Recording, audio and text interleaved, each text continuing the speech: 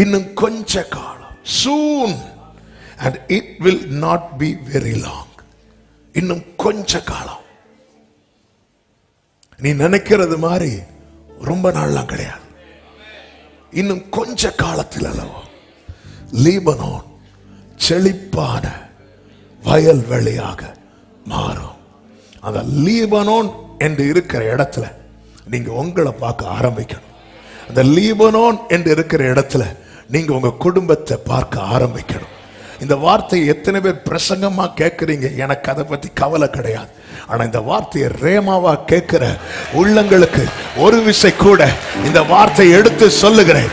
இன்னும் இன்னும் கொஞ்ச காலத்தில், it will not be very long, இன்னும் கொஞ்ச காலத்தில் லீபனோன் செழிப்பான